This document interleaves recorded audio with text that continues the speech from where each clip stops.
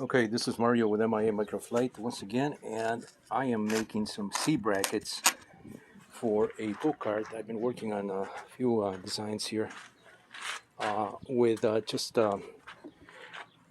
hardware parts. Like this is telescopic tubing. This is very expensive nowadays. I got this when it was a lot cheaper, almost half the price. Now these things are like for 36 inches for a 1 inch or 1 1/4, 1 1/2 inch. They can range anywhere from $30 to $45 for 3 feet. Great stuff for assembling. Problem with this material is that you cannot find brackets that have a 1 inch spacing. So I'm going to have to make my own brackets. Just using some 1 1/2 inch wide T brackets that don't have the correct spacing for the holes, but I can also drill on those. So unfortunately they don't make brackets. I think there's one guy that I found very rare that's making 1 inch brackets. I think he's custom making those for people that want to build robots with this material. So but there's no brackets for 1 inch separation here, or 1 inch spacing on centers. It's the only problem with this material here, but this is this is my original go-kart that I did with these brushless motors. And so I took this apart and I went with this one right here. I got a bunch of this 1 1/2 to 2 inch posts for fencing, and so I built this new one out of that material. Unfortunately, I can't use this right here because of the brackets. My original brackets that I made, those were kind of jerry rigged. I made them out of the wider material. I had to cut them and make brackets out of that. It held up for a while, but they went bad. So it's great material for building a lot of stuff. Unfortunately, no brackets. This was my steering section right here, and you can see how simple this is. And the way I made these, what would be the spindles, is these use this one I made it with what is this, like 125 millimeter skateboard wheels, and these run on 5/16 inch diameter bolts right through the and I use the larger stuff that fits over this because this is telescopic tubing. So I just cut that into a C bracket, and this is where I attach my bolt joints. So that's the way that I was doing that before. Great stuff. Once again, because it's got all these perforations, you don't need to drill holes, and you can pretty much resize anything, accordingly, by 1 inch increments. So I still want to use this. I want to keep it with skateboard wheels and these motors because it just works so great, and it kept the actual go-kart very compact because these come in 36-inch lengths.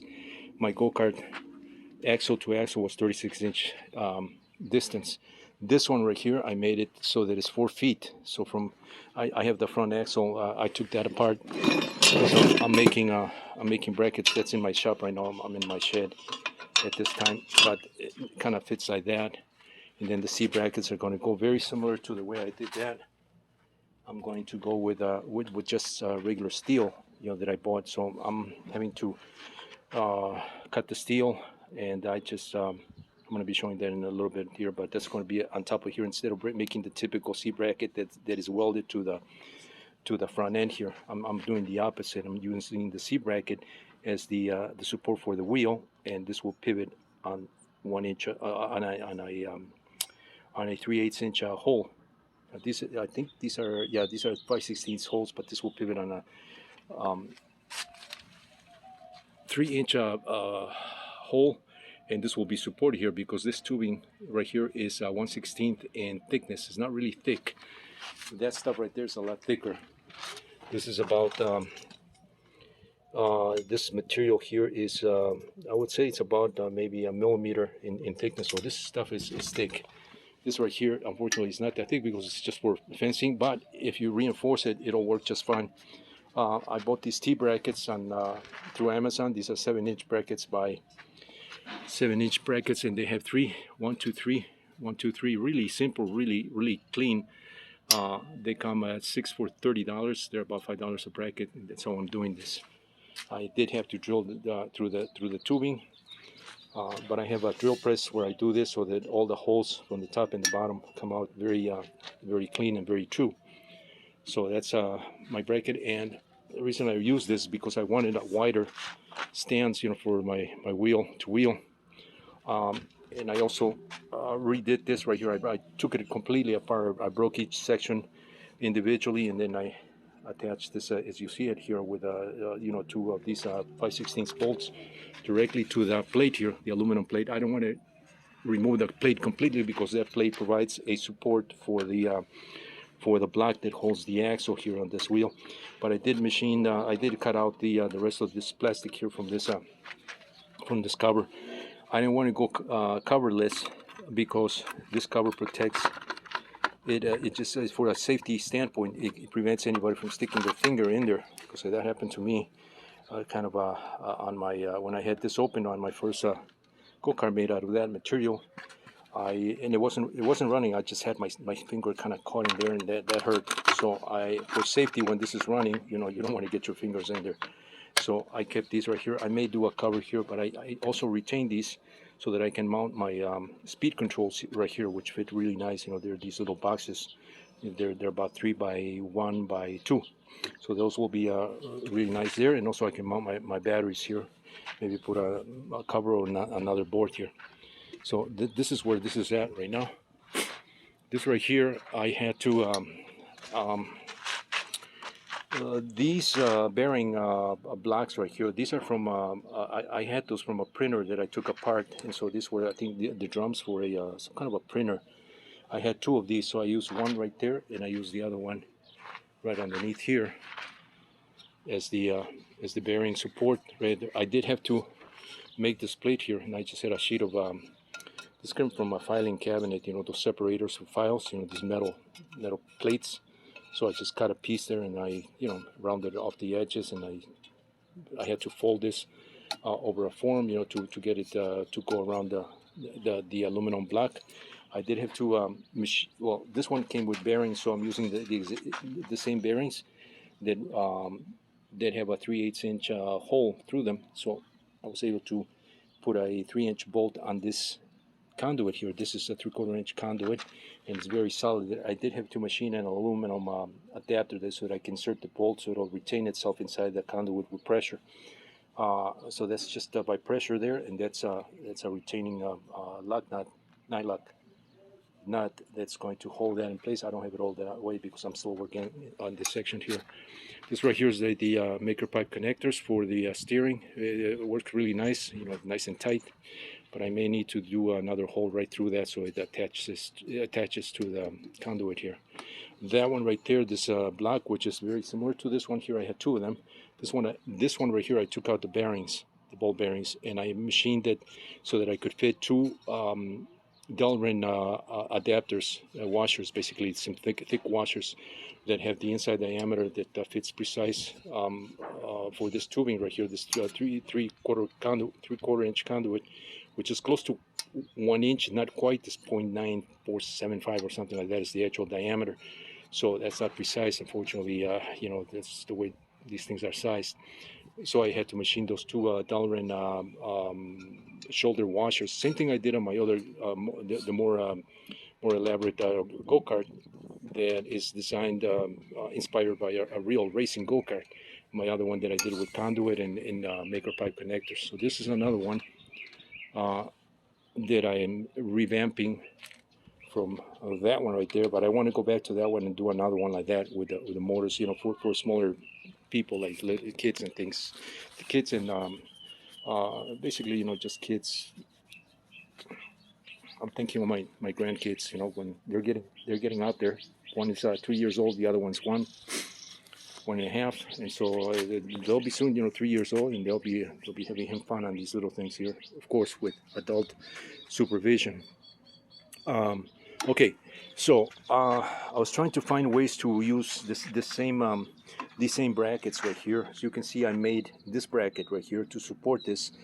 That one was going to be my spindle for this section right here. but I ended up bending this like that so that I can support this bearing block right here. This has this machine with these holes right here to support this, because this one had a 4-hole pattern there. So I just machined this one down, and I'm using the same screws that came with this block right here. So that's one bracket, one T bracket that I was like I was saying, I was going to use these as my spindles. But in making one of these, as you can see, I had it. I had a slight. I had a slight cut on the inside of these. Where was it? Yeah, I had like I scored a line, a very shallow line, on the inside so that I could bend it on that line, and one of the brackets broke, and so I decided to just go and buy some real steel, from the hardware store. This is 3/16 steel, and you can see I already cut the pieces so that I can make my C brackets here. Now these brackets are going to be, like I said, they're not going to be welded onto this frame right here, because this frame is the material is just too thick to weld. It'll penetrate right through it, and weaken that part instead of having a good weld. But I am going to use this reinforced with a metal tubing here, insert for the bolt, so that it supports, so this doesn't collapse. So that'll be supported with a metal tube inside, and then the C bracket will go on the outside with the wheel. It's a lot easier that way. From the same material, I'm going to make my arms, my control arms. So I'm going to cut another 6 inches. These are 7 inches, by the way, and this is 1.5 to wrap around. And I'm going to fold these right here. I already ground the slots right here, and I try to be as clean as possible using this. This is also my homemade grinder cutter. Using this Makita grinder. I showed this before when I was doing my racing go-kart using EMT tubing and maker pipe connectors. That's when I did this setup here. But I modified this today so that it'll give me a stop here, both a stop, so that I can. So I can create a stop there, so that I can cut this precise, multiple pieces the same length, and I can just adjust this by this bolt here. I mean, it's a little more work than just a regular clamp.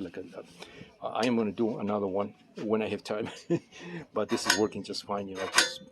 That's my stop. And then when I ground this to create those slots right here, I just scored it just enough, and then I took this, and then I was just kind of eyeballing it like that, and I was trying to be as straight as possible. So this is how I was able to do these guys right here. So they're pretty straight, and the key thing is making sure that the slots are matched to one another, so that when I fold this, I'm going to fold this on the outside. So I'm going to clamp it like this, and I'm going to bring this, and I'm going to bring this. I'm going to clamp this like this, and I'm going to bend it right on this line right here, folding this towards this way here instead of the other way around. So that'll allow me a point of so that I can come back with my welder and just weld just a bead around on the outside, and then I can sand it. It'll be a lot easier than doing the inside. I'm going to take this to my shop and do the holes on the drill press before I bend it. And once I bend it, I'll have these C brackets ready. I will have to attach to this bracket, I guess, an arm. So this will be my C bracket. It's going to be bent right there, and then I'm going to have to attach an arm somehow to this. I'll figure it out when I do the C brackets, but I got to change the C brackets. Anyway, wanted to capture this on video here. This is going to be the. Oh, by the way, this is mimicking my radio control Robo Kart, the one with the robotic pilot that I use on my Robo trike radio control model. I'm doing this pretty much the same way I did that little Robo Kart, with aluminum, 1/4-inch aluminum tubing. Same thing, an H type assembly for the frame, very simple, with a post for the steering support, and the column, and the seat is going to go right here. This seat is going to have, I already drilled the holes here, 2 holes for for the seat that's going to have 2 additional pieces like this, but about maybe 12 inches or maybe 10 inches long. and they'll have slots so that this can be adjusted, on the sides here, so it'll ride like a track right here, and then the seat will go on top of that, and then this can be adjusted, uh, for depending on the size of the rider. This right here, because the spindles, or not the spindles, but these links. Somehow I had to attach that there to the steering spindles. This is going to be at the front here. It's going to be a rear steering instead of forward steering, and I'm doing this is because I can get a much better angle here for the for the arm, for the the arm that's going to hold the spindle.